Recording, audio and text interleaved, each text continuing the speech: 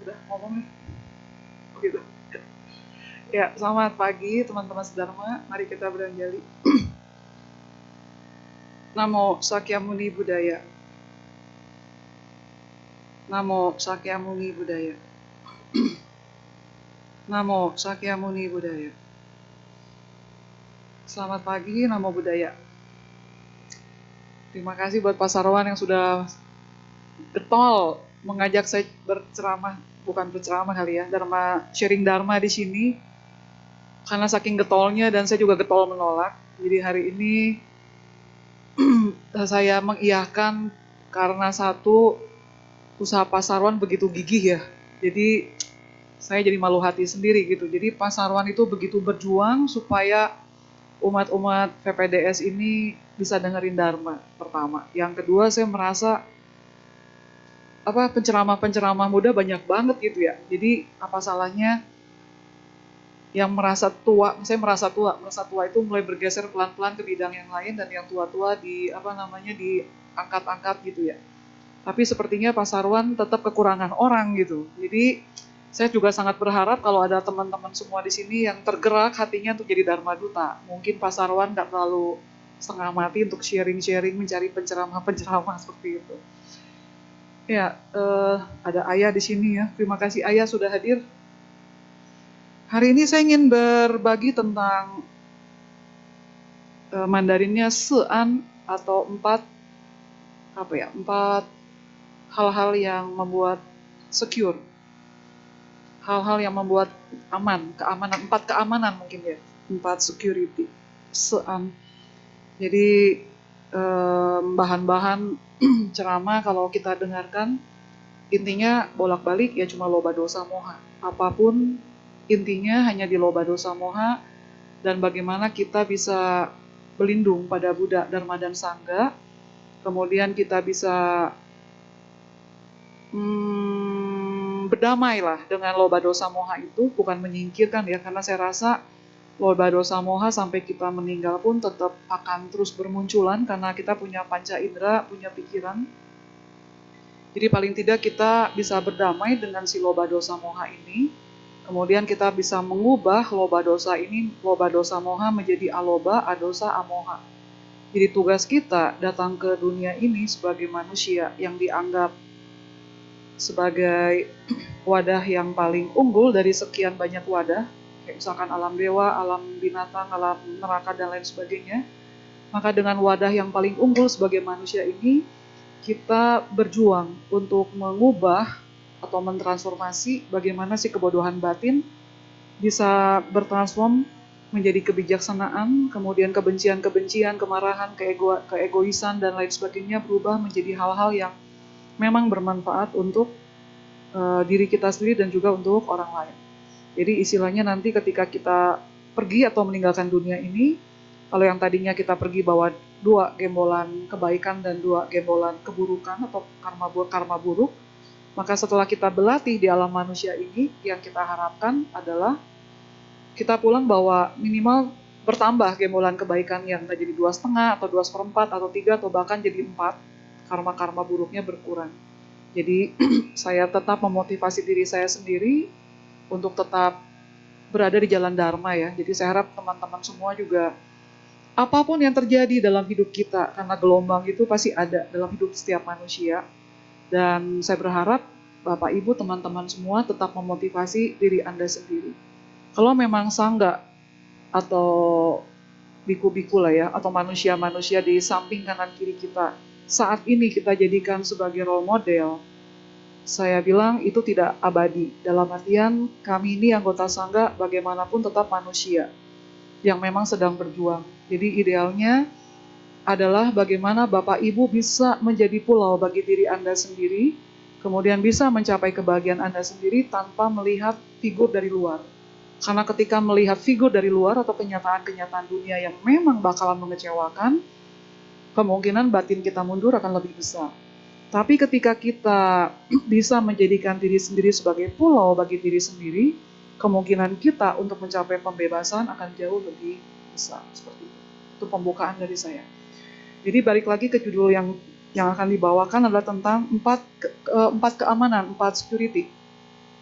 Yang pertama yang harus aman adalah tubuh kita yang harus aman. Jadi aman ini berarti kita harus memperhatikan unsur-unsur makanan yang masuk ke dalam mulut kita supaya badan kita tetap sehat. Kemudian secara kita lihat orang-orang kaya, apakah orang-orang kaya itu lebih aman daripada orang-orang susah? Sebetulnya belum tentu ya. Karena apapun yang dibentuk oleh manusia, suatu hari akan bertemu dengan ketidakkekalan. Dalam artian, badan aman ini ketika kita menemukan badan kita sehat, maka kita akan merasa aman. Tapi di balik badan ini aman, kita perlu rumah-rumah duniawi. Dalam artian rumahnya tidak bocor. Kemudian ketika rumah tidak bocor, ketika harta itu semakin lama semakin bertambah, meningkat, ada rasa tidak aman kemungkinan besar ya dalam diri orang-orang kaya, makanya mereka menyewa tenaga security, satpam. Tujuannya supaya mereka aman, bukan dalam artian si harta ini aman, tapi mereka juga berharap badan mereka juga aman. Jadi di sini yang harus kita ingat atau yang harus kita renungkan adalah bagaimana kita bisa membuat badan kita ini dalam kondisi yang aman dan nyaman. Jadi yang masih sehat, yang masih muda, bertahanlah di dalam kesehatan, karena menurut Buddha sendiri, kesehatan adalah berkah utama. Jadi mulai sekarang, walaupun umurnya baru 25, 26, 27, mulailah menjaga makanan apapun yang masuk ke dalam mulut. Jangan nanti ketika umur 25, 26 makannya sembarangan, di umur 40-an badannya sudah mulai rapuh. Nah, bagi yang sudah merasa tua atau merasa berumur 40, 50, badannya juga masih kuat, masih sehat, harus semakin menjaga badan.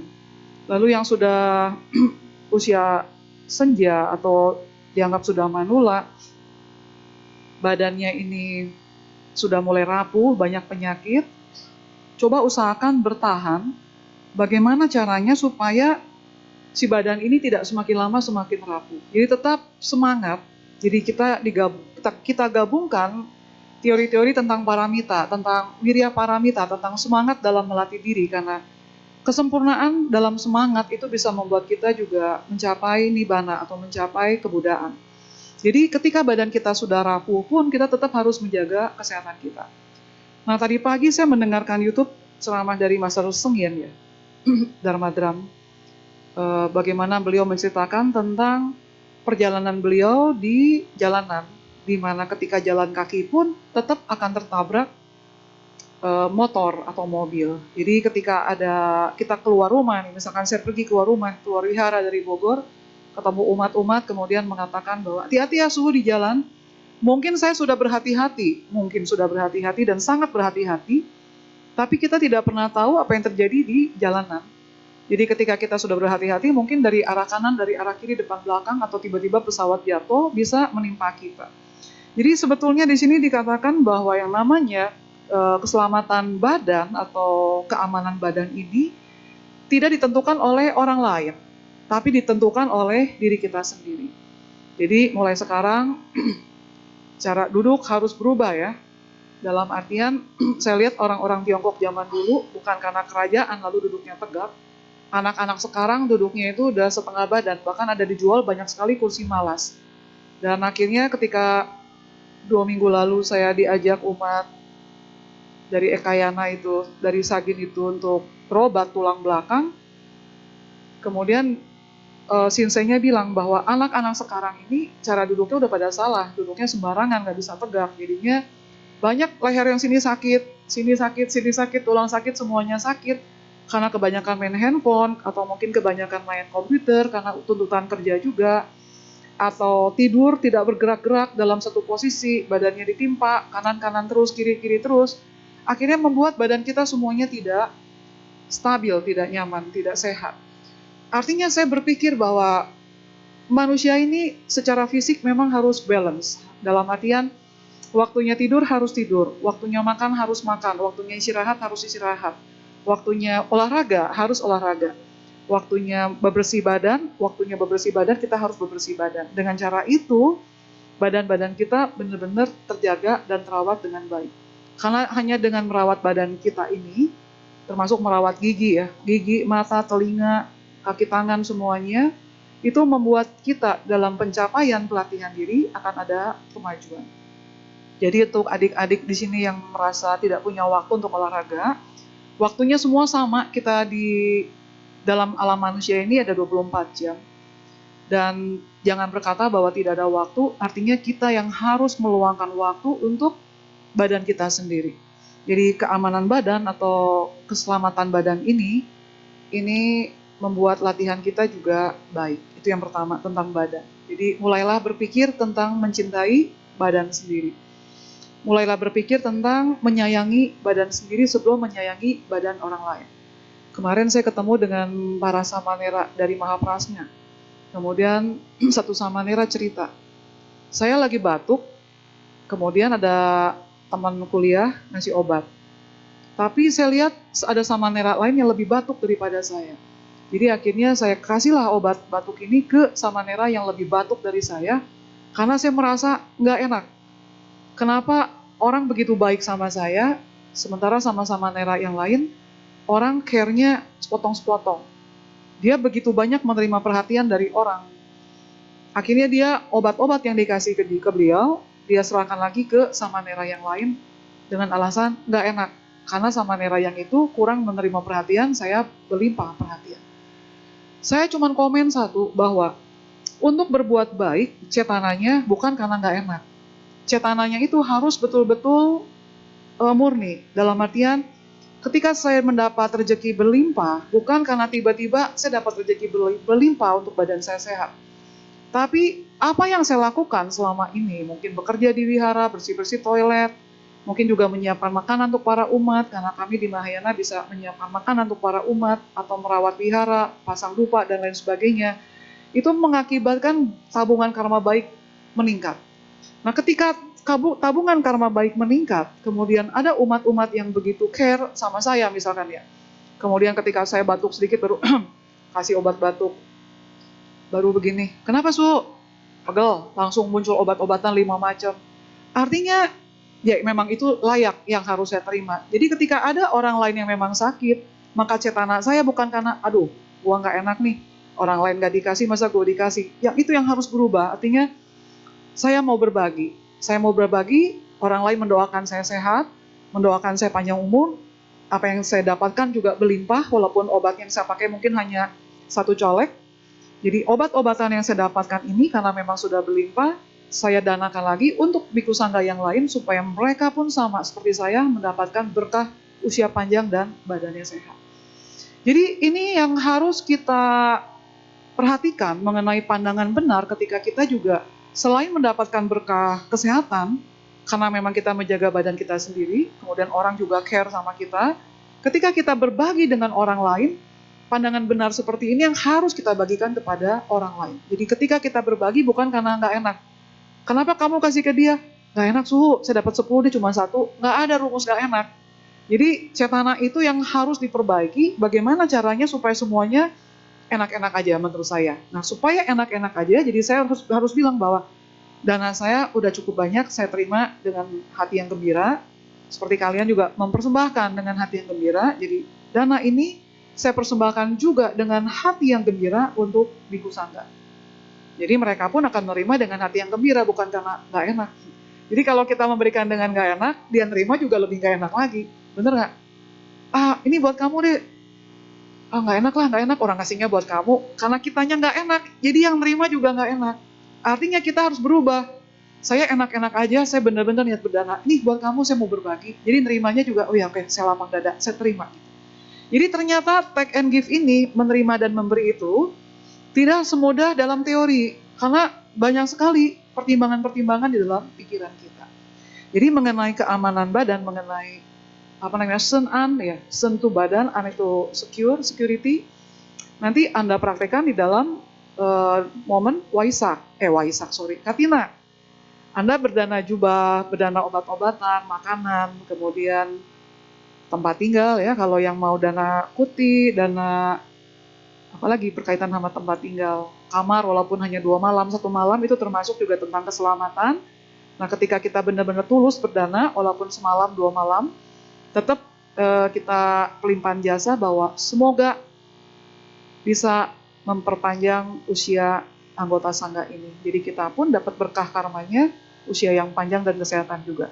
Bukan berarti bahwa kita sebagai Buddhis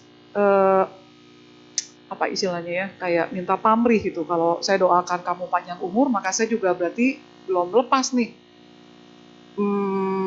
memberi berdana. Jadi mengharapkan juga usia panjang, enggak seperti itu.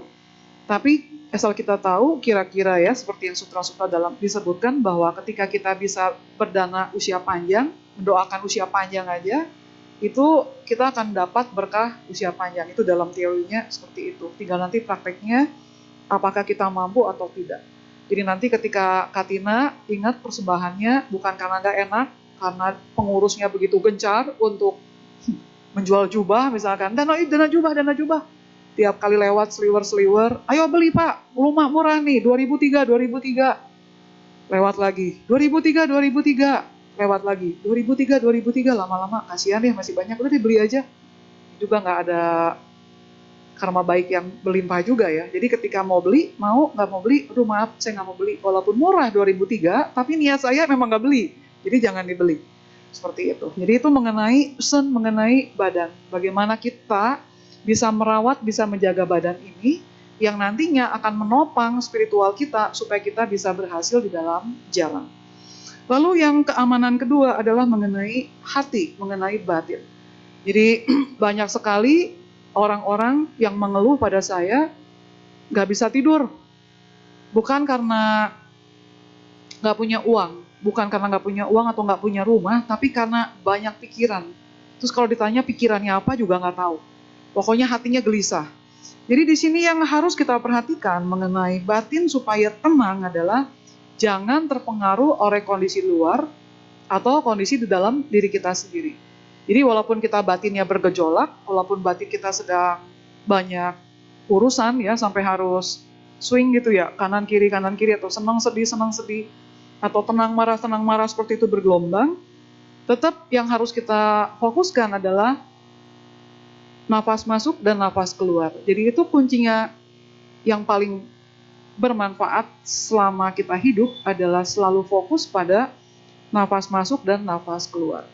Kalau misalkan ada metode-metode lain seperti dalam Mahayana, kamu kalau gelisah baca Amitabha aja, silahkan. Kalau memang percaya pada Amitabha Buddha atau Amitabha. Kalau memang kurang keyakinan pada Amitabha Buddha juga tidak menjadikan karma buruk, Anda bisa membaca Kuan Yin Pusa, atau baca Pitsang Pusa, atau baca bodhisattva lainnya. Kalau seumpama masih juga tidak membuat kegelisahan kita berkurang, malah semakin bertambah ketika baca Kuan Yin Pusa makin gelisah, berhenti bacanya. Berhenti bacanya terus ngapain? Ya baca aja Buddha atau apa yang bisa membuat kita tenang. Kalau masih nggak bisa tenang juga dengan membaca nama Buddha, nama Bodhisattva, atau para makhluk-makhluk suci, ya udah nggak usah baca apa-apa, cuma fokus napas masuk, napas keluar, sadari bahwa saya masih hidup. Jadi kemarin pagi saya ngisi retret anak-anak sekolah di Bogor Kabupaten, saya tanya ke anak-anak, ayo duduk meditasi sekarang, 2 menit. Anak-anak bilang, ya meditasi lagi. Napas masuk, napas keluar. Dia ribut sendiri lah ya, anak-anak ya. Anak SD kelas 6 ribut sendiri lah, karena disuruh meditasi. Mereka ribut sendiri, saya juga ngomong sendiri. Nggak peduli mereka dengar nggak dengar, tetap ngomong breath in, breath out, napas masuk, napas keluar, tetap relax. Akhirnya mereka tenang sendiri. Kenapa bisa tenang? Karena walaupun mereka gelisah, walaupun mereka bergelombang, batinnya teriak-teriak, ya kok meditasi lagi? Satu orang berteriak atau berbicara keras, ya meditasi lagi.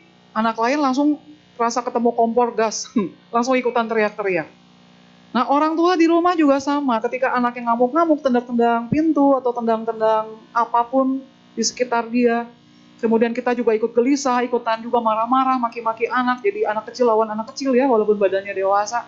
Jadi orang tantrum ketemu anak tantrum, ketemu orang tua tantrum, jadinya berantem lawan anak kecil. Nah itu yang salah dua-duanya ya, jadi batinnya nggak tenang. Jadi harus dilakukan adalah biarkan dia ribut sendiri, kita tetap tugas kita adalah ngomong. Napas masuk, napas keluar, napas masuk, napas keluar, tarik nafas, buang nafas, lama-lama tenang sendiri, meditasi sendiri. Terus akhirnya, ya cuman itu saya bilang, bayangkan ketika kalian napasnya sudah masuk, toto napasnya ngomong, nggak mau keluar lagi. Bisa nggak? Nggak. Kalau sekarang napasnya udah keluar terus hidungnya bilang, nggak buka klep lagi, tertutup terus selama-lamanya, nggak boleh masuk lagi. Kan kalau anak kecil nih, kalau lagi berantem, zaman kita dulu sekolah ya, mejanya satu bagi dua, lewat satu langsung lewat, pukul-pukul. Awas kalau lewat, kamu lewat kolong. Kalau sekarang kebanyakan sekolah satu meja satu anak. Saya bilang, bagaimana ketika napas sudah masuk, hidungnya langsung bilang, jangan masuk lagi, stop, sampai sini aja. Bisa nggak?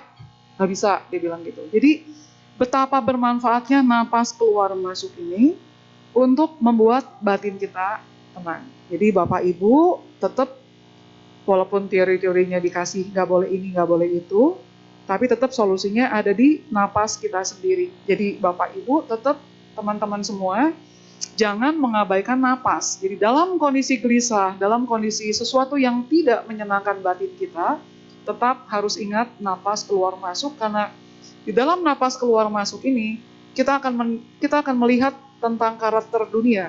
Tidak ada yang kekal, tidak ada yang abadi. Kemudian segala sesuatu ini berubah-ubah. Jadi ketika ada ya berapa bulan lalu ini orang-orang. Jadi yang nyari saya sekarang banyaknya bukan orang Buddhis ya. Banyak orang yang beda agama. Karena keyakinan pada orang-orang yang mereka percayai kurang yakin gitu. Jadi mereka mencari yang di luar jawaban agama mereka, dicarilah saya gitu ya. Jadi dia bilang, saya gimana caranya supaya tenang? Ya kita punya agama Buddha, punya meditasi, punya napas keluar masuk. Tapi kalau dipikir-pikir lagi, napas keluar masuk bukan hanya punya umat Buddha, setiap orang harus napas keluar masuk, bahkan alam hewan pun harus napas keluar masuk. Jadi modal ini yang harus kita bagikan kepada orang lain, kepada orang-orang di sekitar kita, untuk menenangkan hatinya dengan cara napas keluar masuk. Seperti itu. Dan kita harus motivasi mereka bahwa napas keluar masuk ini dilatihlah 2-5 menit setiap hari. Nggak usah dilatih sampai 30 menit, 1 jam, nanti mereka menderita. Ya kan, karena masih pemula. Tapi kita suruh mereka 2 menit, 2 menit, 2 menit. Terus lama-lama meningkat, 3 menit, 4 menit, 5 menit, terus seperti itu. Termasuk anak-anak yang anaknya di sini ada yang ADHD, Down syndrome, atau yang super aktif ya. Kita suruh dia duduk, jangan suruh meditasi 30 menit, nggak bisa. Kita suruh, Dek, sini duduk 2 menit. 1 menit dulu. 1 menit. 1 menitnya, 1 menit. Udah, selesai. Main lagi. Ayo duduk lagi, kita duduk lagi 2 menit. Duduk lagi 2 menit, terus ditambah, tambah. Lama-lama bisa tenang sendiri. Jadi sebetulnya bukan salah di Buddha, bukan salah di Dharma, bukan salah di Sangha, tapi salahnya di kita yang kurang bijaksana. Jadi kita seringkali membuat si Dharma yang begitu agung ini tidak dipraktekkan sesuai dengan kebutuhan orang-orang tersebut. Ini kesalahan kita. Jadi kita, saya mengenal Dharma sudah sangat lama. Kemudian saya tahu Dharma ini begitu indah. Tapi kenapa ya memberikan Dharma pada orang tua kok susah banget? Lah, kita ini kan beda background. Misalkan yang cerita sama saya ini, anak muda ini, kelahiran dulunya emang pelatih diri. 2 kelahiran sebelumnya pelatih diri. 10 kelahiran sebelumnya selalu melatih diri. Di kelahiran sekarang walaupun usianya baru 18 tahun, begitu dengar Dharma, dia bisa melatih diri. Lah orang tuanya, baru di kelahiran sekarang melatih diri. Kita baru ngomongin Dharma 2 kali, kita langsung menyerah. Kan nggak seperti itu. Artinya tetap, ketika orang paham atau tidak paham apa yang kita mau, misalkan, kita harus berjuang, bagaimana caranya supaya si Dharma yang indah pada awal, indah pada pertengahan, dan indah pada akhirnya ini, bisa kena di hatinya dia. Ini yang jadi tugasnya kita, jadi PR-nya kita. Jadi semalam juga ada ibu-ibu yang telepon saya juga ya, bukan dari Buddhis juga. Dia bilang, anaknya udah umur 30 tahun, tiap kali ketemu dia, ketemu mamah nih berantem terus, sampai anaknya tendang-tendang pintu. Jadi udah 30 tahun pun perempuan kalau marah tendang-tendang pintu, lempar-lempar barang. Terus apa yang harus saya lakukan? Saya bilang, ibu tenang aja. Kemudian dia perbanyak doa. Dia bilang, doa udah pasti suhu, saya doa. Kalau sudah berdoa, tidak ada lagi timbangan manusia di dalam doa. Karena ketika kita sudah menyerahkan semuanya ke dalam doa, ke dalam mantra, ke dalam sutra, ke dalam pelimpahan jasa, maka apapun yang terjadi kepada sesuatu di sekitar kita, itu semuanya terserah karmanya mau dibawa kemana. Ini yang menurut saya kurang. Jadi keyakinan itu diuji ketika kita mengalami masalah. Jadi setiap orang pasti mengalami masalah, bawa dalam doa. Nah, bawa dalam doa, kemudian kita minta sesuatu, karena bukan agama Buddha tidak boleh meminta sesuatu, tapi ketika memang butuhnya meminta kepada para dewa, ya mintalah. Tapi ketika semua sudah diserahkan kepada para dewa, jawabannya terserah lagi para dewa, dipasrahkan. Ini apa namanya?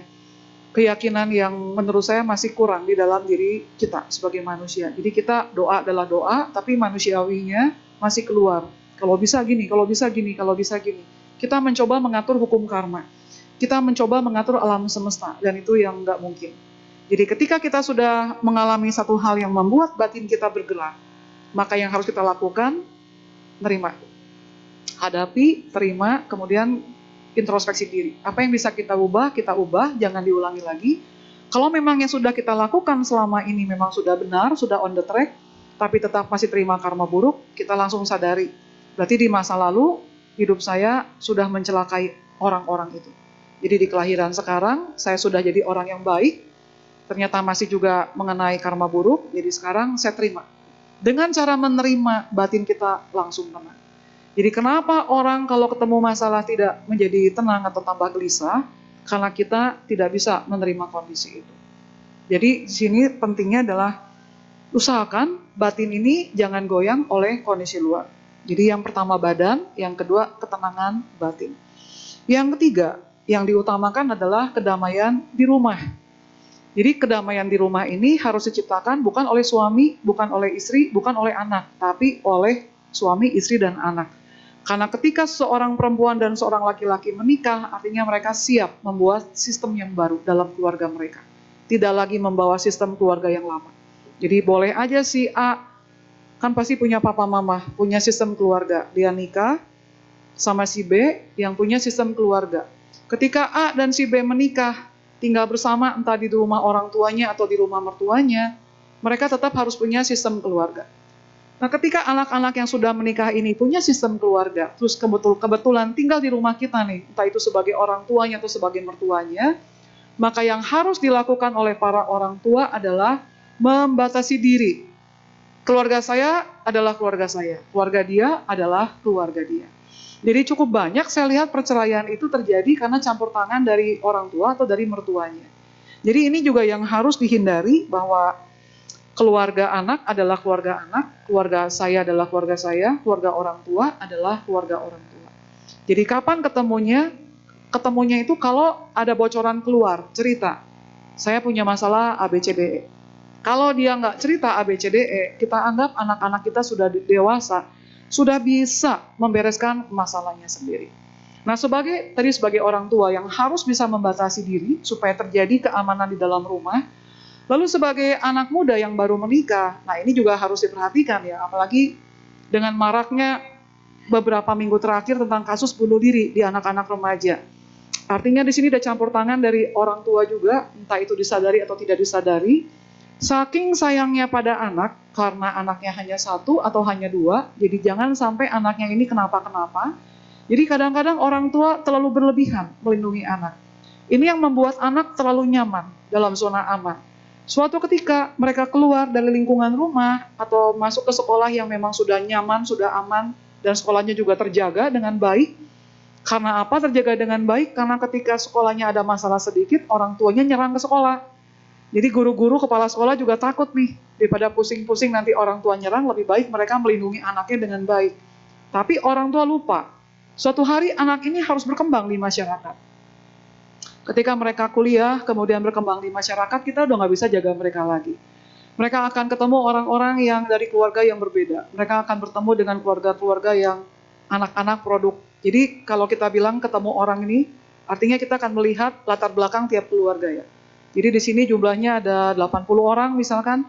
Artinya di sini ada 160, 80 orang kan punya papa mama sepasang ya. Kalau papa mamanya satu, kalau papa mamanya dan double-double. Berarti di sini ada sekitar 200, background-nya ada 200 pola asuh parenting. Artinya saya nggak bisa mencap tentang si A, si B, si C, si D, kamu seperti ini orangnya. Tapi harus lihat tentang latar belakang keluarganya, jadi capek sebetulnya. Jadi lebih baik kita harus, ya jagalah yang benar-benar yang harus dijaga. Yang nggak harus dijaga, kita harus kasih dia senjata. Kalau kamu ketemu yang begini, kamu harus begini. Kalau kamu ketemu yang begini, kamu harus begini. Supaya dia bisa pakai senjatanya dengan baik di masyarakat. Nah kemarin beberapa hari lalu karena maraknya kasus bunuh diri, akhirnya saya sempat ngobrol-ngobrol dengan satu dosen dari kampus di Jakarta. Akhirnya dosen ini bilang bahwa suhu orang-orang tua sekarang jadi namanya kampus ya. Jadi yang kuliah adalah mahasiswa, bukan siswa lagi, mahasiswa.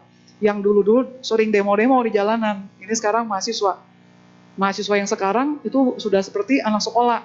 Begitu mahasiswa ini di kampus mengalami hal-hal tidak menyenangkan, kemudian dia pulang ke rumah, besoknya orang tuanya datang ke kampus, menyerang kampusnya. Jadi ini yang terjadi dengan lingkungan pendidikan kita. Semakin lama, proteksi orang tua terhadap anaknya semakin berlebihan. Tapi saya memaklumi kenapa orang tua zaman sekarang begitu sangat melindungi anaknya. Karena zaman dulu anaknya 11, 14, 10 orang ya kan. Sekarang anaknya cuma satu. Kalau pergi satu, itu sedihnya luar biasa. Itu saya bisa membayangkan.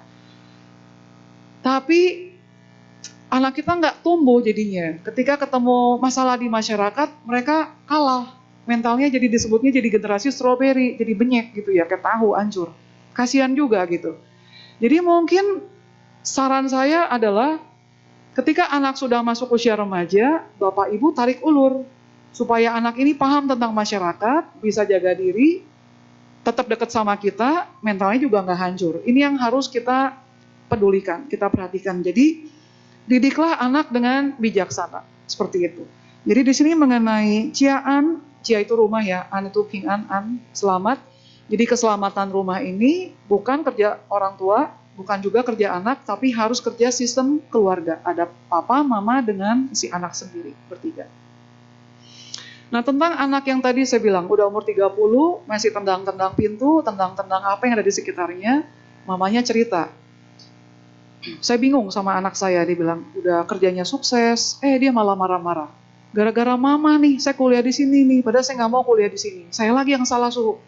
Padahal waktu saya tanya, kamu mau sekolah di sini nggak? Dia bilang mau. 12 tahun lalu, dia bilang mau.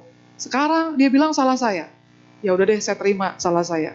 Terus sekarang dia udah kerja bagus-bagus. Dia bilang saya mau berhenti kerja karena kampus lamanya itu dapat beasiswa prestasi dan harus ada ikatan dinas 12 tahun kerja. Udah S2 juga, jadi secara kerjaan udah bagus, dia nyalahin saya, terus dia bilang saya mau berhenti kerja. Kerja udah bagus-bagus, dia bilang salahin ke mama, ya udah mama terima, sekarang dia mau berhenti kerja. Ya udah antepin aja lah, dia berhenti kerja. Dia pindah ke Singapura, kontrak setahun, jadi kerjanya bagus. Kontrak setahun, begitu berhenti, terus mau pelihara kucing. Pelihara kucing, beli 3 ekor. Udah beli 3 ekor, dianya kerja, mama yang rawat kucing. Terus mamanya bilang, udah, mama capek ngerawat kucing. Udah, kucingnya 2 kasih ke orang aja. 2 kucing kasih ke orang, 1-nya dirawat. Terus anaknya ngoceh-ngoceh. Kenapa kucing saya dikasih ke orang? Padahal waktu kucing ini mau dikasih ke orang, mamanya bilang, saya udah minta izin juga. Kucing kasih ke orang ya.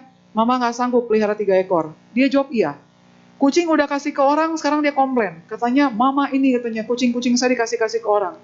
Saya merasa bersalah. Jadi saya bilang sama si orang yang dikasih kucing itu, boleh nggak kucingnya saya ambil lagi? Anak saya marah, dibawa pulang lagi. Tapi ketika sudah sampai rumah, dia nggak sadar kalau kucing ini bawa penyakit. Akhirnya kucing ini sakit, dibawa lagi ke dokter. Ternyata kucingnya mati. Jadi 3-tiganya mati. Terus anaknya marah lagi. Ini gara-gara mama nih. Jadi semuanya dia bilang, salahnya semua salah saya suhu. Jadi harus gimana sih jadi orang tua? Saya bilang kasihan juga ya kalau jadi orang tua seperti itu, semua disalahin sama anak. Kemudian dia bilang lagi, anak saya mau beli rumah.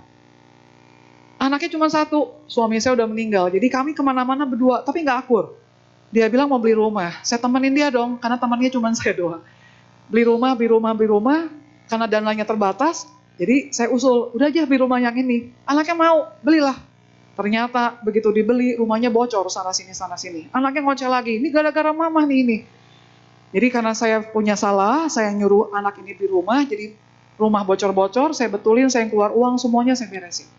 Terakhir karena saya mau tanggung jawab, jadi saya pikir, udah deh rumahnya dijual aja. Jadi saya bilang, udah deh rumahnya jual aja ya, biar kamu gak pusing. Anaknya bilang oke. Nah rumah promosi nih, mau dijual. Ketika ada yang mau beli, harganya dinaik-naikin sama si anak. Dia bilang, jadi rumahnya gak kejual-jual. Terus bilang lagi, ini salah mama nih semuanya. Jadi kata si mama, 5 tahun terakhir ini, semuanya salah saya suhu. Saya sebagai orang tua harus gimana? Terus saya jawab, mama harus berubah. Saya mau berubah bagaimana lagi suhu? Saya bilang, saya sudah minta maaf, sudah apa, sudah ini, tetap nggak bisa membuat anak saya lebih tenang. Nah ini jadinya permasalahan, saya bilang bukan dibentuk 5 tahun terakhir, tapi dibentuk ketika anak tidak bisa jadi diri sendiri, karena tiap orang punya keinginan.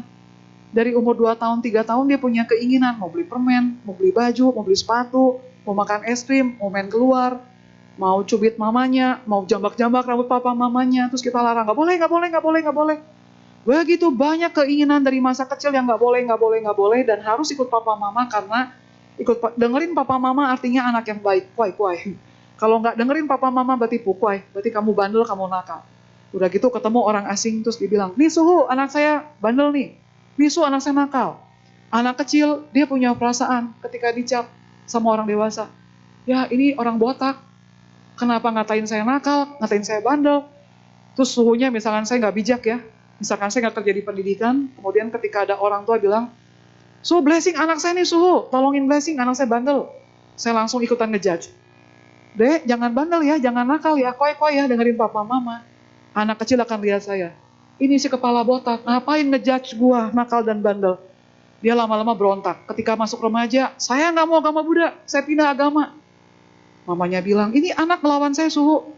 Sebetulnya bukan hanya mama yang dilawan sama dia, tapi ada campur tangan saya. Karena saya juga termasuk menjudge anak ini nakal dan bandel waktu anak ini umur 4 atau 5 tahun.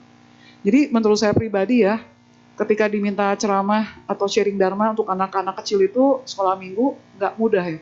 Karena penggunaan bahasa ini harus betul-betul bagus supaya anak itu betul-betul bisa menjadi diri dia sendiri tanpa meninggalkan etika masyarakat.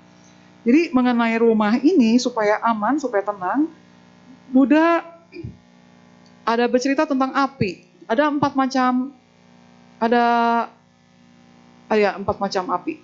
Jadi api dalam rumah jangan dibawa keluar rumah, api di luar rumah jangan dibawa ke dalam rumah, api di dalam tetap di dalam, api di luar tetap di luar. Api ini simbol masalah. Jadi masalah di luar rumah jangan dibawa masuk ke dalam rumah. Masalah di dalam rumah jangan dibawa keluar rumah. Masalah di dalam tetap di dalam, masalah di luar tetap di luar. Jadi bagi teman-teman semua di sini yang bekerja, masuk jam 8, pulang jam 5 sampai rumah jam 7 malam, apinya stop sampai jam 5 aja. Jam 6, jam 7, jam 8, apinya jangan dibawa-bawa walaupun kalian suami istri kerjanya di tempat yang sama. Kemudian anak juga menjadi fokus utama kita, dalam artian ada seorang ibu ya bilang, Suhu, anak saya sakit, dari lahir udah ada kelainan jantung.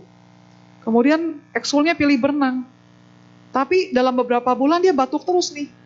Terus dia memutuskan nggak mau berenang karena dia bilang batuk, takut kena jantung juga, saya khawatir.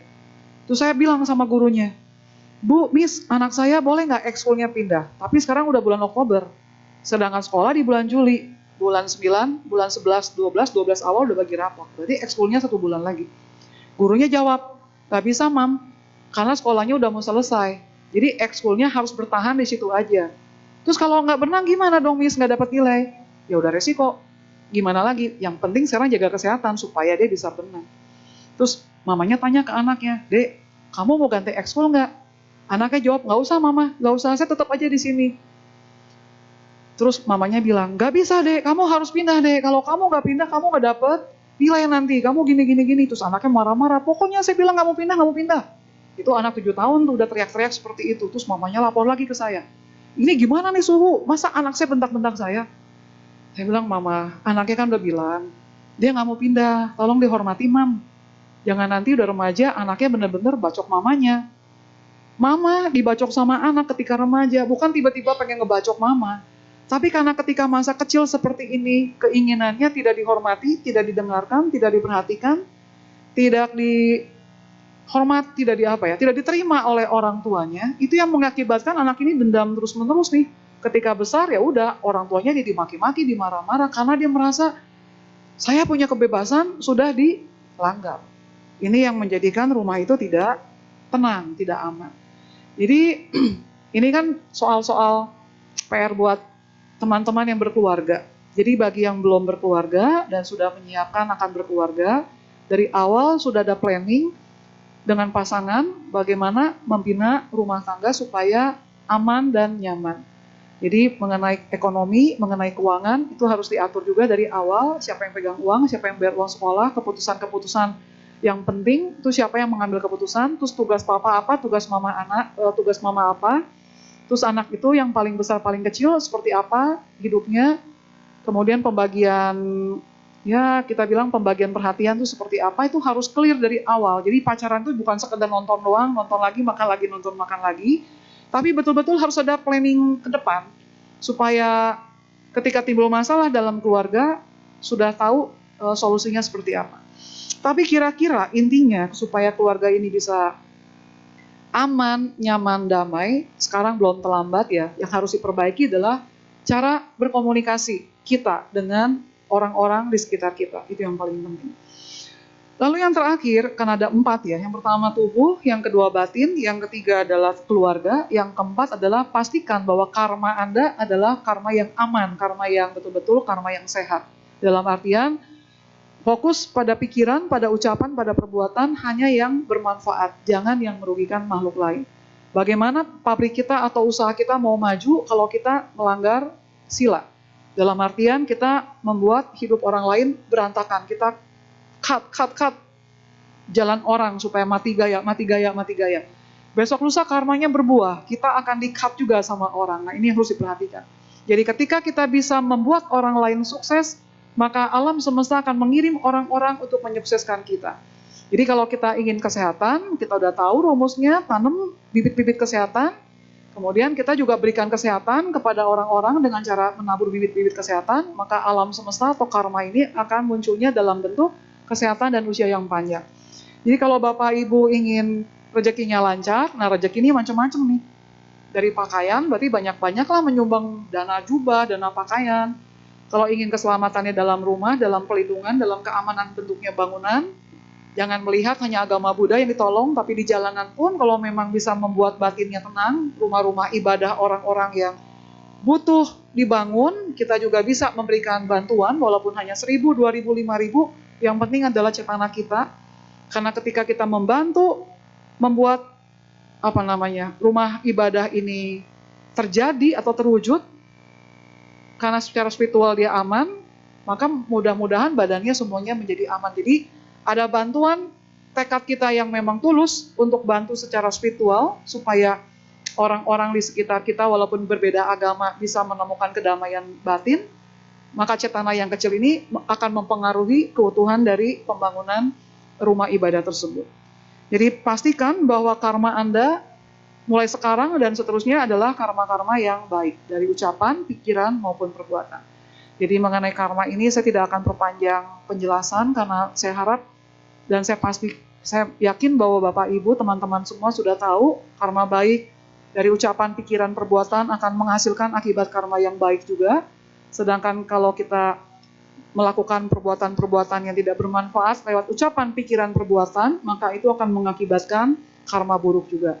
Jadi hati-hati ketika berucap, hati-hati ketika berpikir, hati-hati juga ketika bertindak, karena itu akan mengakibatkan karma yang baru, seperti itu. Oke, sekian dari saya, mudah-mudahan bermanfaat ya. Jadi mengenai badan, batin, rumah tangga, keluarga, dan karma ini yang harus kita perhatikan, seperti itu. Terima kasih.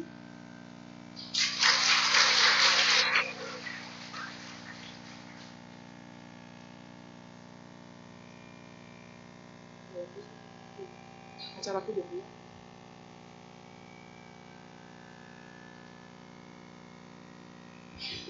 Baiklah, demikianlah Dhamma Desana yang disampaikan oleh Suhu Siensing. Suhu memberikan kesempatan untuk sesi tanya jawab. Jadi bagi Bapak Ibu yang memiliki pertanyaan baik secara lisan ataupun tertulis bisa dipersiapkan. Nanti kita akan bernyanyi dulu. Jadi Bapak Ibu di depan kursi Bapak Ibu ada di depan kantongnya itu ada kertas dan juga alat tulis.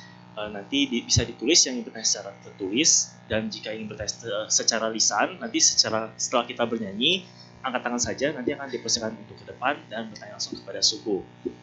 Jika misalkan ada ingin bertanya secara tertulis tetapi tidak ada ditemukan kertas ataupun alat tulis, nanti ketika bernyanyi saya akan keliling, panggil saja saya, nanti saya akan sediakan alat tulisnya dan juga kertasnya.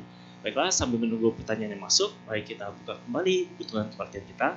Kita nyanyikan sebuah lagu bersama-sama. Petugas dipersilakan. Bapak, Ibu, Saudara-saudari dalam seagama, mari kembali kita buka tuntunan puja bakti kita, halaman 119. Bersama-sama kita menyanyikan lagu yang berjudul Satu Kata.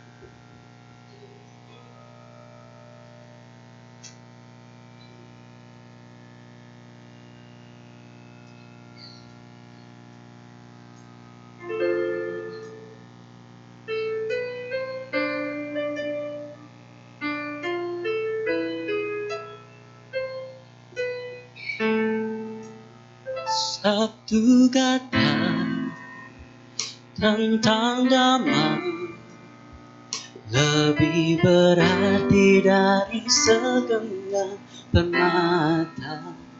Begitu dalam isi dan makna hingga mampu damaikan dunia.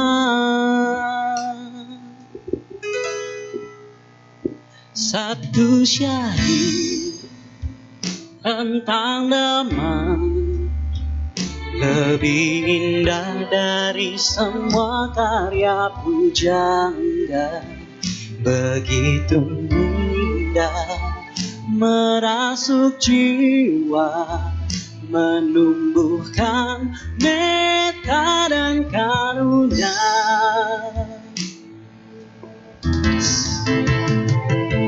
Mengapa tak kita sadari, sabdanya sungguh sangat berarti. Mulai saat ini kita menjalankan ajaran Sang Buddha.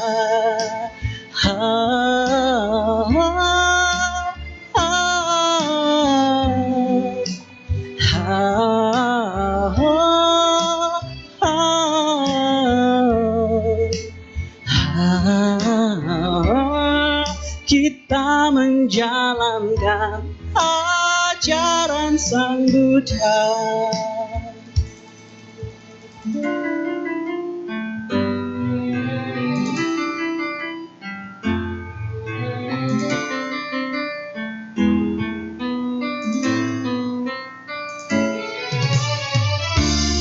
Kita ulangi lagi dari bait satu syair.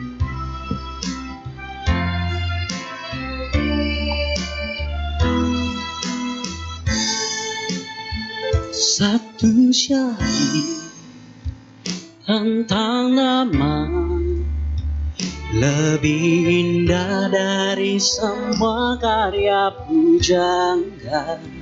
Begitu indah merasuk jiwa, menumbuhkan meta dan karunia.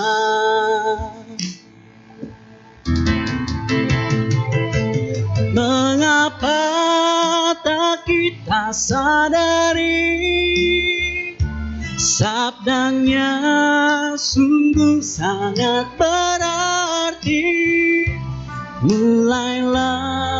Mulai saat ini kita menjalankan ajaran Sang Buddha. Tak kita sadari, sabdanya sungguh sangat berarti. Mulai saat ini kita menjalankan ajaran Sang Buddha.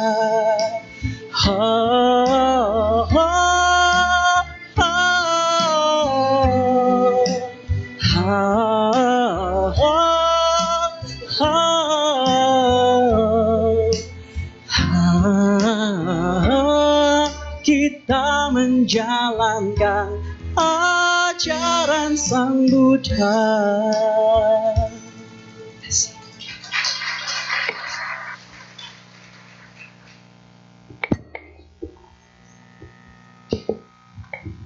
Baiklah, kita kini masuki sesi tanya jawab.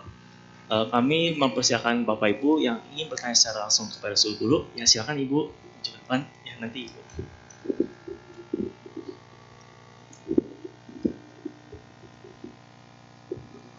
Amitabha Suhu. Ya, Amitabha. Suhu, yang saya mau tanyakan, tadi kan Suhu cerita tentang mama yang disalahin selama 5 tahun itu ya. Itu belum selesai Suhu.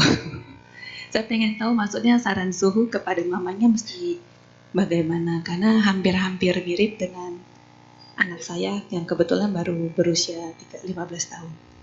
Kayaknya masalah ibu ada beberapa sama mirip ya, bukan ibu sendiri. Jadi you're not alone tuh pasti.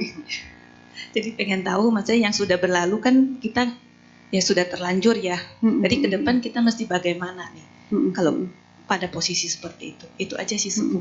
Oke, terima kasih. Silakan duduk. Ini pertanyaan dari ibu berkaitan juga ada pertanyaan di sini ya. Dia bilang Namo Buddhaya Suhu berkaitan dengan case ibu dan anak tadi. Apakah tindakan yang bisa dilakukan hanya pasrah aja? Jadi jawaban saya pertama perbanyak doa. Ketika perbanyak doa, ibu yang tadi jawab, saya sudah banyak berdoa, sudah pagi siang malam. Maksud saya Bu, doanya sudah belum berpasrah, pasrah. Jadi jangan ada timbangan doa itu, misalkan doa, besok kan Senin itu ulang tahun Kuan Im Sejid ya. Langsung bilang, Kuan Im Pusa, anak saya nakal, nanti kalau misalkan anak saya berubah, saya akan ke wihara rajin tiap minggu. Nah itu berarti kan tidak berserah. Artinya ada timbangan untung rugi manusia. Sementara alam semesta ini tidak bisa diukur timbangannya sama alam manusia, sama otak manusia. Jadi maksud saya dalam doa ini adalah bagaimana kita bisa menyerahkan totalitas kita sepenuhnya kepada hukum karma, kepada alam semesta. Ini yang paling penting. Jadi tindakan yang dilakukan ya bukan pasrah, tapi perbanyak doa. Jadi sekarang saya sudah banyak berdoa, tapi anak saya nggak berubah. Di telinga saya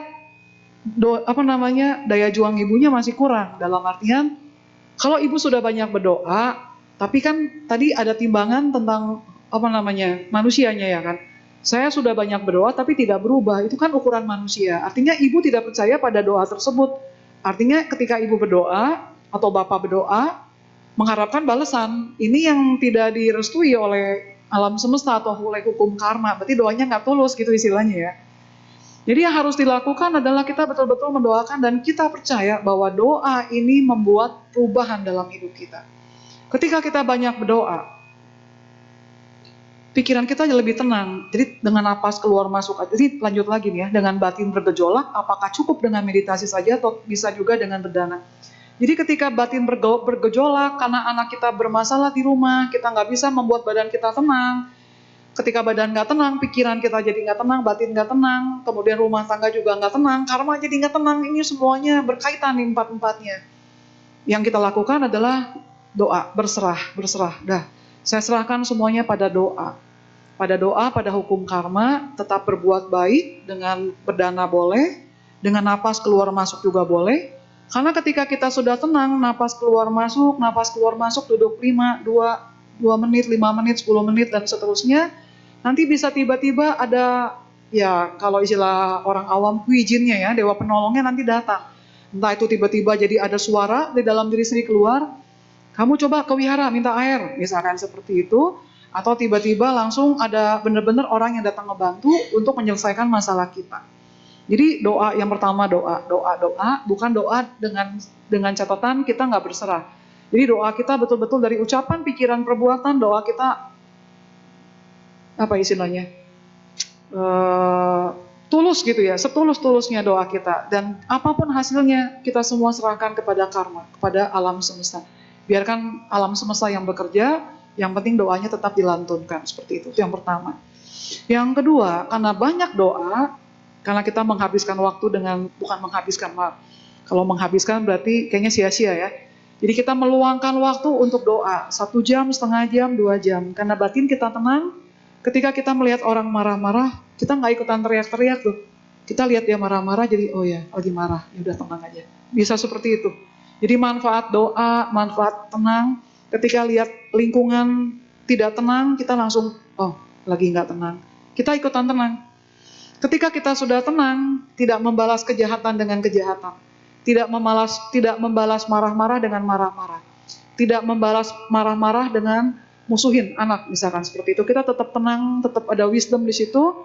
Anak lihat mamanya diem, lihat papanya diem, dia langsung ke kamar berpikir, oh tumben ya, Saya marah-marah tadi papa mama saya kok diem aja ya. Cuma ngeliatin saya, tatapan mata papa dan mama tidak penuh dengan kebencian. Malah tatapan matanya penuh kasih. Dia langsung berpikir, iya ya, saya salah ya, saya harus berubah. Dia keluar lagi, dia bisa manggil, mah. Itu yang diharapkan dari doa yang tulus, seperti itu. Jadi anak ibu tadi ya, entah usia berapa nih, yang tadi 15 ataupun anak-anak ibu di usia berapa aja. Jadi tugas ibu yang pertama adalah napas keluar masuk, doa-doa dilantunkan. Kemudian ketika kita sudah tenang menghadapi anak, kita akan lebih tenang. Nah anak ketika macam-macam nih, loncat sana, loncat sini, jalan sana, jalan sini, kita langsung pakai rules. Tadi saya bilang, kemarin saya isi anak-anak sekolah retret ya. Kemudian saya kasih pertanyaan, karena membahas tentang emosi, saya kasih pertanyaan. Kalau misalkan ada kesempatan kalian, ini 6 SD ya, berarti 11-12 tahun. Kalau ada kesempatan kalian boleh merubah satu rule, satu aturan di dalam rumah, tapi hanya satu, one rule aja. Rule apa yang kalian mau rubah? Anak-anak langsung, wah, nulis. Ada 2 anak angkat tangan, Su, rumah saya nggak punya rule. Wah, saya langsung bingung. Di luar dugaan saya, rumah nggak ada rule-nya. Saya bilang, kamu kalau makan dikasih rule nggak sama papa mama? Kalau makan harus di meja makan. Nggak ada, Su, bebas. Kamu kalau main game, mandi ada rule-nya? Nggak ada juga, nggak ada rule-nya. Waduh, saya bilang mati. Jadi ternyata ada rumah juga nggak ada rule-nya. Jadi saya jawab, oke, kalau rumah nggak ada rule-nya, kamu tulis satu rule di mana kamu ingin ada rule itu. Oke, jadi dia tulis rule-nya. Artinya ketika saya berbicara tentang rule kepada anak 11-12 tahun, ternyata mereka tahu tentang rule itu. Apa yang mereka inginkan tentang rule dalam rumah mereka. Jadi saran saya selain doa, yang kedua adalah kita tenangkan diri ya, kita introspeksi diri. Saya terlalu keras orangnya, saya kurang bijak, pengambilan keputusan selalu di tangan saya, bukan di tangan anak dan lain sebagainya. Setelah tahu kesalahan-kesalahan kita apa aja, terus kita lihat list kita baca lagi berulang-ulang nih, kalau yang rajin ngelis, setelah baca berulang-ulang, kemudian kita centangin. Yang mau berubah, yang kita bisa rubah, yang mana dulu. 1, 2, 3 poin, kemudian cari anaknya, karena udah remaja ya, 15 tahun ke atas kita bilang, Ci, Ko, De, selama 15 tahun kamu jadi anak mama sadar, papa sadar kalau selama ini pola asuh parenting mama ke kalian salah. Jadi mama ada niat memperbaiki diri di ini. Menurut kamu gimana? Jadi kita minta pendapatnya anak. Dan kita ngomong, gimana kalau kamu berubah? Begitu anak, iya tuh mama terlalu keras tuh, mama gak bisa dengerin orang. Nah kita begitu dapat masukan dari anak, kita terima. Jangan bilang, kamu juga sama, gak pernah dengerin mama ngomong. Anak kecil lagi teriak, kita juga teriak, anaknya langsung bilang, capek dah ngomong sama mama, katanya minta masukan. Saya kasih masukan, mamanya malah marah-marah. Nah ini juga harus dihindari. Jadi ketika kita sudah minta masukan ke anak, apa yang bisa kita rubah, ketika anak ngomong, ya kita terima dulu. Walaupun kita pasti rasionalisasi ya istilahnya. Jadi kita juga, ini kan demi kebaikan kamu deh. Jangan dulu bicara tentang logika. Kita terima dulu anak tuh mau apa. Oke, sekarang ini menurut kamu, mama mesti berubahnya gimana caranya? Ini gimana berubahnya, ini gimana berubahnya. Mama harusnya gini. Kita langsung nego sama anak. Kalau mama berubah seperti yang kamu mau, mama nggak sanggup. Karena dari kecil mama hidupnya udah seperti ini. Misalkan habis makan harus cuci tangan. Anaknya bilang, kenapa sih harus rajin-rajin cuci tangan? Kan nggak kotor tangannya. Kita bisa nego sama anak, mama itu nggak bisa berubah. Yang penting sekarang kita kesepakatan bersama. Yang penting kamu harus sehat. Gimana pun caranya kamu harus sehat. Jadi bikin kesepakatan bersama dalam keluarga, apa yang papanya mau, istrinya mau, anaknya mau, kemudian nego sampai bisa ketemu solusi yang terbaik. Itu mungkin masukan dari saya ya. Selain nanti kalau memang berat banget, boleh cari orang-orang yang dianggap lebih profesional atau mungkin lebih bijaksana dalam membantu masalah di keluarga Bapak Ibu sekalian seperti itu. Itu ya, mudah-mudahan bisa menjawab ya. Selain dari itu ya anaknya kalau emosional ya cari psikolog, cari psikiater, cari terapis, cari apalah yang bisa ngebantu anaknya kalau dia maksudnya mau sehat mental seperti itu. Semoga bisa menjawab. Jadi nggak hanya pasrah tapi kita do something, kita melakukan sesuatu. Salah satunya adalah dengan menenangkan diri kita. Terus kita percaya bahwa doa ini akan membawa kemajuan. Jadi kalau kita yang baca doa nggak percaya ada kemajuan, ya berarti doa kita nggak ada kemajuan. Itu yang harus kita rubah pandangan ini. Kita harus yakin bahwa doa apapun yang kita lantunkan, walaupun hanya namo, tase, bhagavato, arahato, sama, sambuddhasa, baru namo aja, namo, tapi dengan cetana yang kuat, kita yakin bisa mengubah situasi atau aura dalam rumah tangga kita, itu pasti berubah. Kan sudah dibilang, banyak artikel menyebutkan. So, minta blessing, air, bacain mantra panjang-panjang, sama cuma berpikir, semoga air ini sehat, menyehatkan orang yang minum, sama manfaatnya. Jadi artinya baik lagi kepada si cetana yang baca, niat yang baca seperti itu. Lalu yang kedua, yang tadi ya, apakah cukup dengan meditasi ketika batin bergejolak atau bisa dengan berdana? Saya nggak yakin berdana ini bisa membuat batin Anda tenang. Karena syarat dari berdana ini sebetulnya nggak mudah.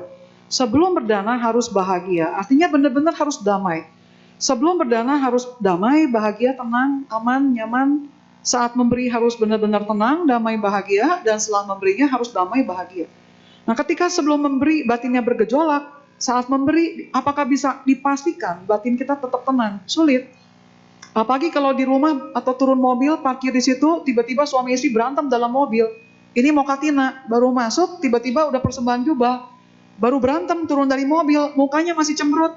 Suruh berdana jubah dengan damai-damai, sulit ya. Udah gitu sebelahnya suami istri gitu, yang ketahuan lah baru selingkuh. Sebelahan, sulit gitu. Jadi berdana ini nggak bisa, harus tetap dilatih dalam keseharian dengan meditasi atau mungkin dengan mindfulness yang lebih tinggi gitu ya. Supaya pada saat hal-hal kecil dilakukan, betul-betul batinnya bisa tenang.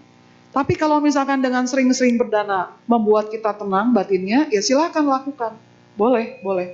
Cuma jangan sampai nanti ada suaminya komplain lagi ke istrinya. Komplainnya ke saya misalkan ya. Suhu, saya bangunnya kalau libur kan hari Sabtu Minggu nggak kerja nih. Bangunnya jam 7, jam setengah 8 pagi. Karena kan jalanan macet di Jakarta. Tiap hari pergi jam 5, jam setengah 6 itu lelah. Jadi kalau Sabtu Minggu weekend saya bangunnya agak siang jam 7, jam setengah 8. Terus anak-anak juga kan saya pikir nggak pada sekolah. Jadi kami ini bangunnya siang. Tapi suhu tiap kali saya bangun tidur, istri saya udah nggak ada. Tiap kali saya tanya, pagi-pagi kamu kemana? Dia bilang dana makanan ke Bante-Bante. Masalahnya suhu, ketika saya bangun, makanan di meja makan itu nggak ada, kosong. Pagi-pagi jam setengah 6, jam 6 dia udah ke pasar tuh cari makanan untuk Bante dulu. Akhirnya saya jadi berantem sama istri saya. Bante lagi, Bante lagi, Bante lagi. Suaminya kagak diurus, kayak gitu. Tapi sejak saya marah-marah, mulai tuh istri saya nyiapin makanan buat saya. Jadi tiap kali saya bangun tidur, kalau makanannya enak, berarti saya tahu dia habis dana makanan ke Bante. Jadi kalau saya bangun tidur makanannya biasa-biasa aja, berarti dia nggak pergi dana makanan ke Bante. Perbedaannya seperti itu, Su. Oh ya udah, oke. Berapa hari kemudian saya ketemu istrinya. Jadi saya tegur istrinya dong, Mam, suami kamu baru ngeluh tuh sama saya. Katanya kamu kalau dana makanan sama Bante, makanan suami kamu jadi enak. Kalau kamu nggak dana makanan sama Bante, makanannya biasa aja. Malah kadang-kadang nggak ada makanan, harus pergi keluar, breakfast bersama. Kamu salah atau bener menurut mama ini? Iya, saya salah. Karena menurut dia enak kalau kewihara pagi-pagi. Bantenya juga baik. Ya Bante ya baik lah ya. Kalau bantenya marah-marah nanti kan umat-umatnya lari. Kan tugasnya biku memang melatih diri nggak boleh marah. Jadi ibu-ibu yang mungkin kesepian atau suaminya kurang peduli, kurang mau mendengarkan. Ketika pernikahan udah 10 tahun, 15 tahun, 20, 25 tahun, dia akan cari biku-biku yang bisa dengerin dia, ngertiin dia, yang senyumnya manis-manis. Ah ibu datang, ayo sini bu, sini bu. Jadi ibu-ibu ini senang banget ketika dikasih topeng-topeng muka-muka senyum. Tapi dia juga capek, karena kenapa? Topeng-topeng ini hanya bisa dipakai ketika ketemu Bante. Nanti ketika bantengnya deket lagi sama ibu-ibu yang lain, mulai lagi jealousnya keluar. Waduh, aku dibuang nih sama bantengnya. Ada ibu-ibu yang lain lagi. Jadi sebetulnya mengenai kedamaian batin bukan karena sering berdana, tapi bagaimana kita bisa mengubah mindset kita. Karena yang harus menentukan kebahagiaan bukan dari dunia luar, tapi dunia di dalam diri kita sendiri. Maka otomatis yang bisa membuat batin kita tenang hanya pikiran kita sendiri. Dan kita juga tahu dari ajaran Buddha bahwa yang bisa membuat pikiran kita tenang hanya bisa lewat meditasi. Jadi tidak Theravada, tidak Mahayana, tidak Tantra, semuanya bicara tentang sila, samadhi, dan panya. Jadi tidak bicara tentang sila, samadhi, dana, tapi bicara tentang sila, samadhi, prasnya. Jadi samadhi tetap harus yang utama seperti itu. Oke, mudah-mudahan terjawab ya pertanyaan tadi.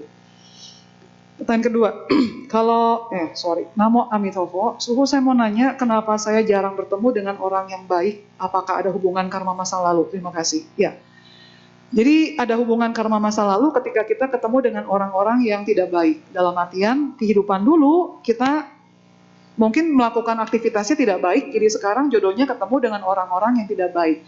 Jadi sekarang ada kesempatan kita membuat, tadi cetana tadi yang paling penting ya. Jadi cetana tadi kita niatkan untuk terus-menerus berbuat baik dengan tulus, nanti kita akan didekatkan dengan orang-orang yang tulus juga. Jadi istilahnya dokter pasti lingkungan dokter lagi, insinyur ketemunya insinyur lagi, kemudian ibu rumah tangga ketemunya ibu rumah tangga lagi, tukang gosip ketemunya sama tukang gosip lagi. Ini orang yang tukang jual sayur ketemunya sama yang hobi belanja sayur, itu udah pasti pasangannya begitu ya. Terus misalkan ibu-ibu yang suka marah-marah pasti ketemunya yang suka ibu-ibu yang suka komporin juga, yang jadi istilahnya sewarna gitu ya. Gengnya, geng A, geng B, geng C itu udah pasti satu warna. Jadi ketika ibu merasa atau bapak di sini ya merasa belum ketemu orang yang baik dalam hidup kita, artinya kita yang harus menambah kebajikan. Jadi misalkan kita sekarang ada di level 1, ketemunya orang-orang yang belum bijak. Kita harus perbanyak kebajikan supaya level kita naik dari 1 menjadi 2. Sama ketika kita, tadi ya, saya baru datang, Pak siapa Bapak nanya saya, masih sekolah enggak? Ini susah dijawab ya. Udah beres sekolahnya pertanyaannya. Udah beres, tapi saya lagi sekolah yang lain lagi. Jadi susah dijawab pertanyaannya. Kenapa? Karena saya pikir namanya orang tua zaman sekarang sekolahnya tinggi-tinggi. Jadi ketika saya masih menggunakan ilmu saya tahun 90, udah nggak connect sama anak-anak zaman sekarang. Jadi saya mesti banyak bergaul dengan orang-orang yang mengetahui persis dengan kondisi 2024. Itu yang membuat saya jadi senang berkumpul dengan orang-orang yang sesuai dengan misi hidup saya, seperti itu. Jadi ketika saya tidak mengupgrade diri, tidak mengupgrade spiritual saya, tidak mengupgrade knowledge saya, skill saya, dan lain sebagainya, maka mungkin sekolah-sekolah Buddhis yang mengundang saya sudah berkurang. Karena Suhu ngomongnya tahun 90 punya urusan. Zaman sekarang udah tahun 2024, udah beda zaman. Terus ngomong sama anaknya cengok. Sama ini ya, ketika saya diundang ceramah di Banda Aceh. Bukan di Banda Aceh.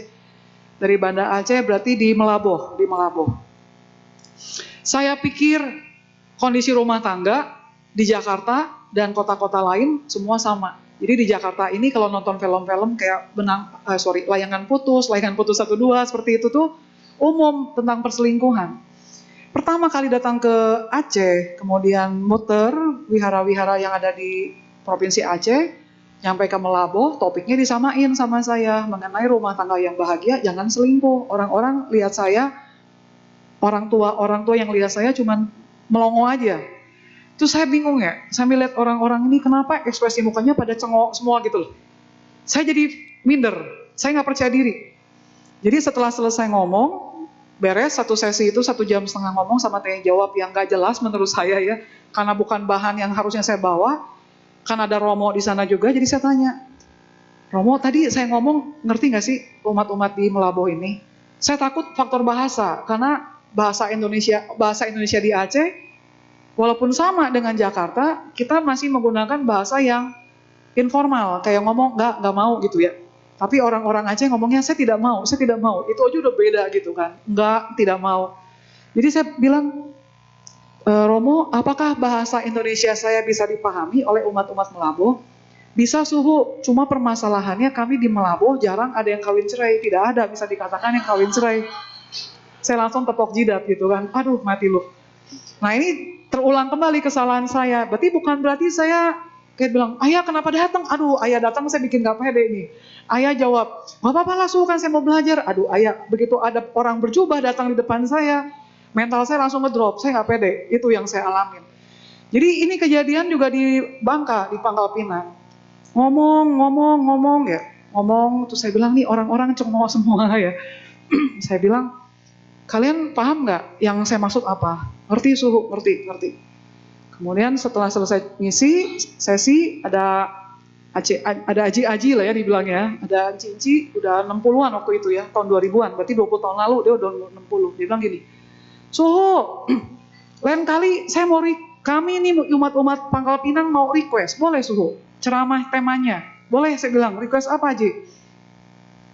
Suhu ceritalah tentang Buddha, tentang Bodhisattva, itu kami senang dengarnya. Jangan cerita tentang rumah tangga, kami pening dengarnya. Jadi saya bilang, aduh, ternyata ya itulah jadinya ya. Jadi dari situ saya belajar ketika ada orang bilang, isi Dharma Desana ya, sharing Dharma ya.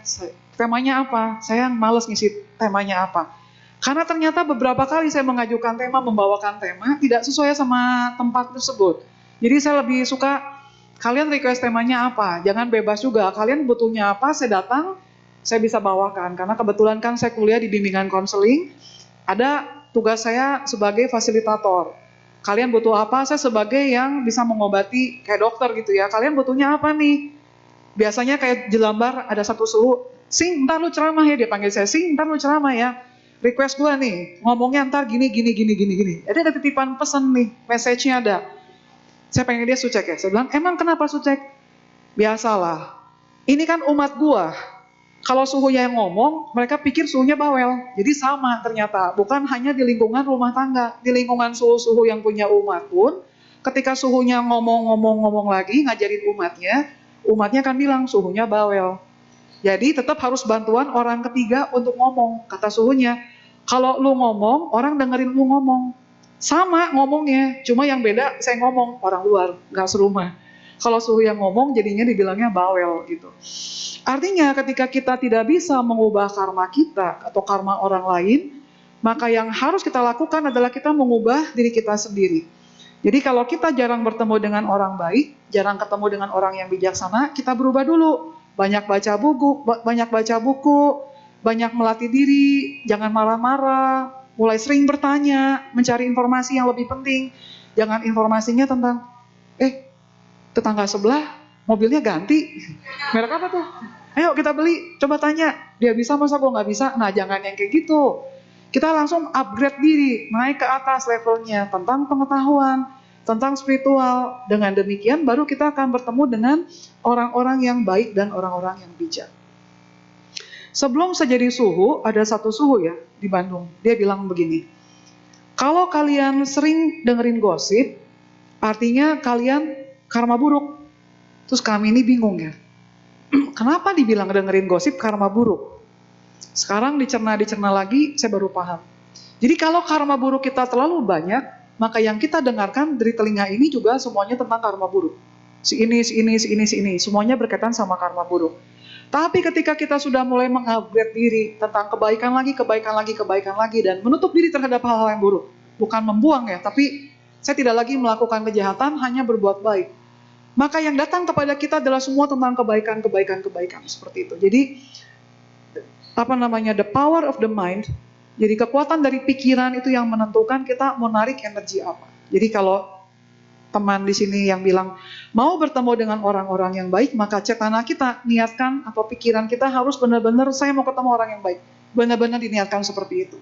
Jadi ini sama urusannya dengan tadi, ketika anak kita bermasalah, kita bawa dalam doa, kita niatkan bahwa saya baca doa benar-benar supaya alam semesta mendukung saya, ada perubahan dalam keluarga saya, anak saya jadi berubah, seperti itu. Pertanyaan terakhir, Pagi Suhu mau tanya, apa benar semua karma hanya akan berbuah apabila disertai cetana? Jadi apabila kita tidak sengaja menyakiti hati orang lain tanpa niat, tidak ada dan berbuah karma buruk. Ada atau tidak ada cetana, karena ini berkaitan tentang menyakiti makhluk lain, tetap ada akibat karmanya. Jadi Anda mengambil sila ataupun tidak mengambil sila. Karena kalau di Mahayana, Pancasila Buddhis ini terpisah ya. Trisarana sendiri, Pancasila Buddhis ambil sendiri. Sedangkan Theravada, Trisarana dengan Pancasila Buddhis digabung jadi satu. Jadi ketika kita sudah tahu bahwa membunuh akan membuat kita sakit-sakitan, pendek umur dan ketemu obat atau dokter yang tidak cocok, kemudian kita tidak mau mengambil sila, terus kita pura-pura bego gitu ya. nggak tahu deh, ada semut juga injek aja, tetap ada karma buruknya. Jadi sengaja ataupun tidak sengaja, tahu ataupun tidak tahu, kecuali benar-benar nggak pernah dengerin ceramah ya, nol sama sekali, mungkin karma buruknya tidak terlalu berbuah terlalu berat. Tapi kalau kita sudah tahu dan masih melanggar juga, ya udah, karma buruknya akan jauh lebih berat. Karena itu berarti niat banget gitu kan, artinya karma buruknya akan berbuah. Jadi kita semua wajib memotivasi diri kita sendiri supaya tetap berbuat baik, jangan berbuat jahat, karena inti ajaran para Buddha dari masa lalu, Buddha masa sekarang, dan Buddha yang masa yang akan datang cuma 3. Jangan berbuat jahat, banyak berbuat baik, sucikan hati dan pikiran. Itu yang harus kita pegang. Jadi jangan khawatir ketika masalah datang bertubi-tubi dalam hidup kita. Ketika masalah-masalah datang dalam hidup kita, besar ataupun ringan, semuanya tujuannya baik. Tujuannya supaya kebijaksanaan kita dalam dunia ini bertambah. Jadi tadi yang saya bilang di awal, kantong kalau kita datang ke dunia hanya bawa 2 kantong kebajikan, ditempa dengan banyak gelombang, banyak masalah, mudah-mudahan kantong ini bukan berkurang tapi bertambah menjadi 3 dan menjadi 4 seperti itu. Dan jangan lupa, setiap kali melakukan satu kebaikan, kita wajib limpahan jasa. Karena kita nggak tahu makhluk-makhluk mana yang pernah kita lukai di masa lalu, sengaja ataupun tidak sengaja, yang sekarang bentuknya bukan manusia, tapi mungkin mara, atau bentuknya setan gentayangan ataupun binatang, yang tiba-tiba datang, kemudian menjahati kita, akhirnya kita dalam kelahiran sekarang mati sia-sia. Beberapa waktu lalu, bukan beberapa waktu lalu, beberapa tahun lalu, saya juga dapat video tentang ada orang jalan di jalanan perumahan, tiba-tiba ada seekor ular besar, terus dililit badan anak orang ini nih, anak atau orang dewasa, kayaknya anak-anak, dililit. Ada 2 ekor semuanya, 2 anak dililit. Ada orang yang lewat dibebaskan 2 anak. Harusnya bebas kan, orang dewasanya udah tenang nih, ularnya udah disingkirkan. Begitu nengok lagi, ular yang tadi ngelilit 1 anak, dia masih ngejar anak ini juga, dililit lagi badan si anak ini. Jadi anak ini kena 2 kali lilitan oleh ular yang sama. Jadi di Mandarin ada istilah yang namanya Yan Cai Cu ya. Ini karma-karma buruk dari perbuatan kita di masa lalu, entah itu bentuknya makhluk halus ataupun makhluk-makhluk yang binatang atau alam apapun juga yang kita nggak sadar akan ketemu di dalam perjalanan kita. Kita sering-sering pelimpahan jasa supaya seluruh makhluk-makhluk yang pernah kita lukai di masa lalu, yang sengaja ataupun tidak sengaja, lewat ucapan, pikiran, perbuatan, mereka semua bisa memaafkan karma buruk saya terhadap mereka di masa lalu, kemudian lahir lagi mereka semua di alam bahagia, lepas dari loba dosa moha. Jadi selain kita juga berjuang untuk mencapai pembebasan, kita juga harus berjuang juga bagaimana caranya supaya mereka yang berjodoh sama kita nih, karena tiap orang jodohnya berbeda ya, karena masa lalu kita berbeda, supaya mereka juga bisa memaafkan kita, kemudian bisa lagi lahir sama-sama di alam bahagia. Ada mungkin ya berapa tahun lalu, setahun lalu, 2 tahun lalu, yang di Bogor, kalau kalian dapat videonya atau beritanya, tentang anjing pitbull, ada berapa ekor, 5 ekor, seingat saya 5 ekor, yang tuannya diserang oleh anjing pitbullnya, sampai akhirnya harus ditembak mati anjing pitbullnya. Kebetulan saudaranya semua umat wihara saya ya, umat wihara kami di Bogor. Jadi yang terjadi harusnya yang biasa kasih makan itu pembantunya, kasih makan pitbull. Tapi yang punya si owner nih, bosnya, yang kasih makan pembantunya. Jadi kayak tadi ya, anaknya mau pelihara kucing, yang rawat bener-bener mamanya. Ini pun sama kan, yang suka anjing bosnya, yang ngasih makan pembantunya. Pembantunya pulang kampung. Nah ini bosnya nggak pernah ngasih makan anjing, jarang. Tapi karena pembantunya pulang, mau nggak mau dia ngasih makan anjing. Nah mungkin anjingnya ada yang badung kali, ada yang nakal, dia kepluk kepalanya, anjingnya ngamuk langsung diserang, rame-rame nyerang, babak belur semuanya sobek-sobek. Jadinya saya berpikir bahwa kalau kita sampai jatuh ke dalam satu lubang ini bukan dibikin oleh orang lain. Kalau kita sampai jatuh ke dalam satu lubang, sebetulnya si pembuat lubang adalah diri kita sendiri. Jadi Anda harus make sure, Anda harus yakin bahwa jalanan yang kita lewatin ke depan tidak ada lubangnya. Jadi mulai sekarang, pastikan bahwa lewat badan, lewat batin, lewat pikiran, dan semua karma-karma kita semuanya adalah yang baik-baik. Jadi ke depan jalannya semuanya mulus rata. Tidak ada jalan yang bergelombang, apalagi jalan yang berlubang sangat dalam. Yang membuat keyakinan kita pada Buddha, Dharma, dan Sangha juga berkurang atau menghilang seperti itu. Oke, itu yang bisa saya sampaikan. Semoga bermanfaat. Terima kasih. Namo Buddhaya.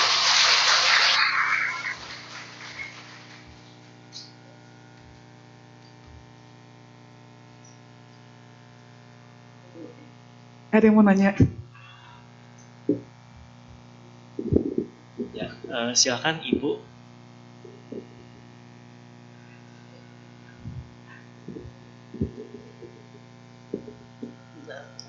Namo Buddhaya, sorry ya. Namo Buddhaya, nggak apa-apa. Tadi saya sangat tertarik dengan statement yang terakhir bahwa hati-hati kita dalam menjaga pikiran, ucapan, dan perbuatan. Oke lah, kalau untuk perbuatan dengan tindakan kan kita, ucapan dan tindakan kan kita berikutnya. Tapi kita biasanya kan gini, kalau kita baru bertemu orang secara netral, kita biasanya tidak akan berpikiran negatif. Tetapi kalau kita sudah bergaul sama orang itu dan kita kayaknya pengalamannya kurang bagus, kadang-kadang walaupun ucapan kita tidak keluar negatif, tapi pikiran kita udah kurang bagus gitu terhadap dia. Nah, itu bagaimana menjaga pikiran kita supaya tetap baik. Nah, itu bagi saya itu barangkali yang minta pencerahan lebih jauh. Iya. Oke, Terima kasih.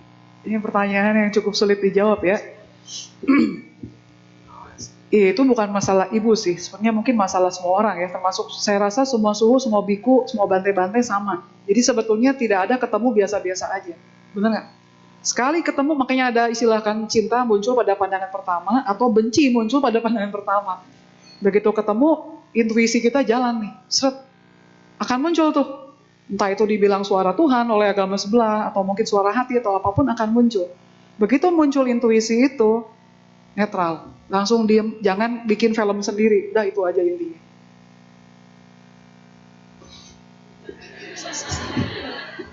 Jadi ketika lihat, muncul kesan, stop sampai di situ. Jangan dikoma-komain maksudnya. Jangan ada curiga-curiga yang baru. Itu kalau baru ketemu. Nah ketika sudah lama bergaul, tuh sudah tahu, ini orang penipu, ini orang tukang bohong, ini orang begini-begini. Ya udah stop, titik sampai situ. Sampai tahu aja udah cukup titik. Perasaannya jangan dilibatin, jadi benci, jadi marah, jadi kesel, itu jangan dilibatin. Cukup sampai tahu doang titik gitu. Jadi ngelatihnya gimana? Ya tadi, tarik nafas, buang nafas. Supaya lebih tenang seperti itu. Karena kalau enggak, pikiran manusia ini gelombangnya cepet ya. Langsung bikin film sendiri tuh. Tapi disuruh jadi sutradara, nggak sanggup. Contoh nonton film, harusnya begini nih, begini. Kadang-kadang di bioskop ya kan, kita suka lihat, ini orang lagi nonton film kok ngomong sendiri. Ternyata mereka kadang-kadang lagi bikin film sendiri kan, harusnya gini. Seperti itulah pikiran manusia. Jadi ketika kita sudah tahu, tukang bohong, tukang nyuri, ini, udah titik sampai situ aja, tahu udah cukup titik gitu. Perasaan jangan dilibatkan, apalagi jadi action. Pikiran ketika udah tahu titik, nggak jadi karma buruk baru, karena cuma sebatas tahu aja. Tapi ketika ada pikiran, lain kali gue balas lu ya, nah jadi perbuatan jahat, jadi pikiran jahat, jadi ada karma dari pikiran. Jadi ketika udah tahu, titik udah sampai situ aja. Yang paling bagus lagi ketika kita bisa menjaga diri kita. Jadi jangan dari Dhammapada udah sering disebut juga. Jangan terlalu dekat bergaul dengan seseorang. Itu yang paling penting. Jadi tetap kita masing-masing harus punya pagar masing-masing. Di Bangka lagi ya, di Pangkal Pinang berapa tahun lalu, 10 tahun, 15 tahun lalu ini. Selesai ceramah jam 7 sampai jam setengah 9, umat-umat kemudian ngobrol-ngobrol. Terus karena suhunya mau istirahat, kebetulan ini ikuti altar, di situ ngobrolnya, kedengeran ke kamar, mereka pindah ke luar. Di luar ada rumah kecil yang jaga wihara tidur di situ. Mereka ngobrol di situ. Karena masih jam setengah 10, saya juga belum tidur. Saya masih dalam kamar. Kemudian kok berantem di halaman. Jadi saya keluar jam 10 malam. Si Asuk kenapa berantem? Terus saya samperin. Kenapa Suk? Tahu dia marah-marah, maki-maki saya, terus pulang kata gitu. Emang gara-gara apa? Jadi ibu-ibu pada cerita.